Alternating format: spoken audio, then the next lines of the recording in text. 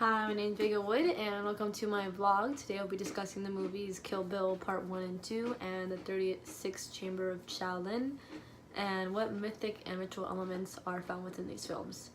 Now, the 36th Chamber of Shaolin has a protagonist named Santi, and he inspires to become a warrior and destroy the Manchu rule that has taken over in China. He ends up joining the Shaolin Temple and living amongst the monks for a year. And after he's kicked out of his town, basically he had to flee his town because they were trying to kill him.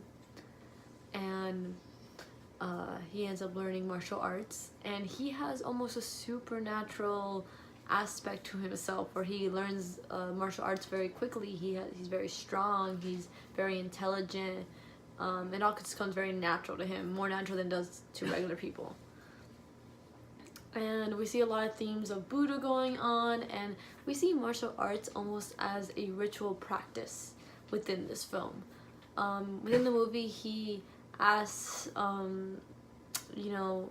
the head monk if he could make a 36 chamber, which would teach,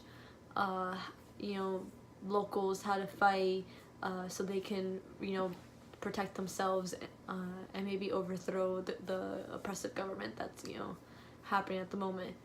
And, at first they don't agree with it, so he has to leave. He's punished to leave the temple. But after he ends up killing the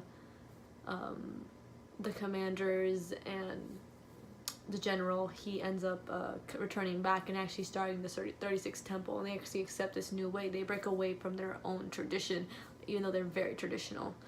And I joined this movie completely. The fighting scenes are really cool, especially like all the martial arts and his training, the scenes, and how they did the lighting, especially in the room where he had to follow the light and stop it. I thought that was very interesting. Overall, just great cinematography. But I would really like to talk about Kill Bill, especially because that was my favorite movie.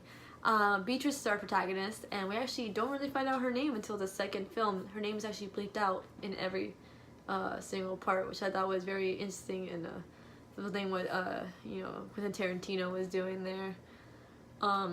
Their revenge is very important. Revenge is important for both these movies, but especially in her story, revenge is like her drive. Both these stories definitely represent the hero's journey, and we see them both as an initiation, right? These people are coming out transformed.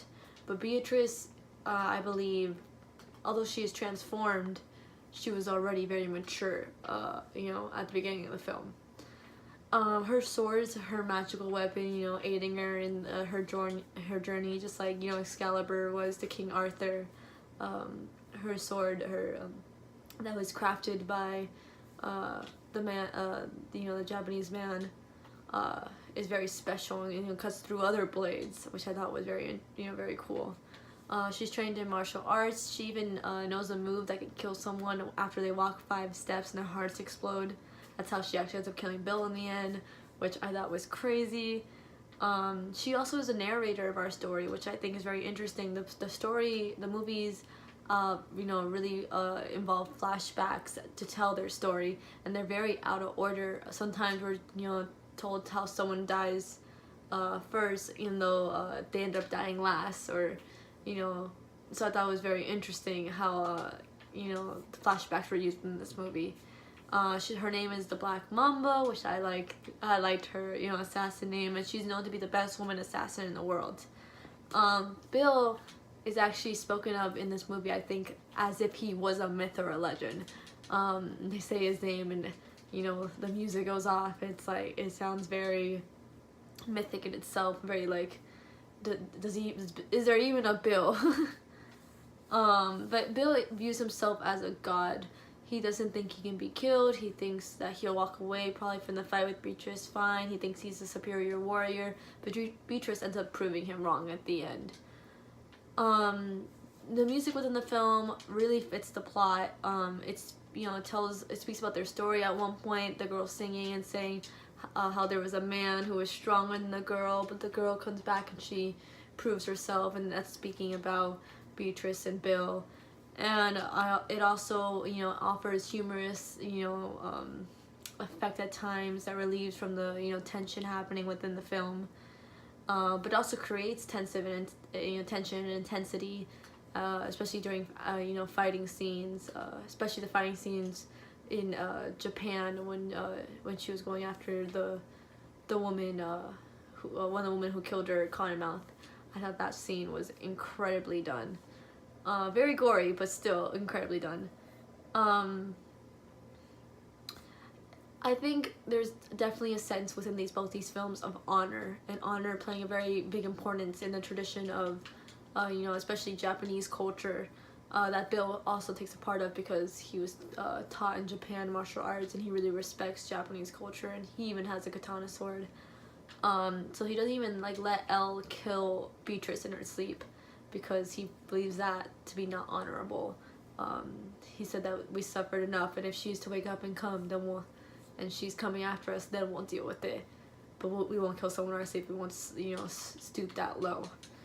And, you know, big plot twist at the end. Her daughter's actually alive, and Bill's been taking care of her daughter all these years, which surprised me. Obviously, we knew it was going to happen by the end of the first film when he said it, but we didn't see her till the very last scene, so I thought that was very interesting. You know, at the end, she's like on the floor and she's crying, and she's just thanking God for allowing her to be with her daughter, which I thought was very sentimental. Overall, both these films were incredible. Both of them had great cinematography and action scenes, and I think these are probably the best movies that we've looked at so far within this course. Personally, in my own opinion, I'm a big Batman fan, but Kill Bill was just an incredible film. Well, anyway, thank you, and everyone have a great day, and I'll see you next week.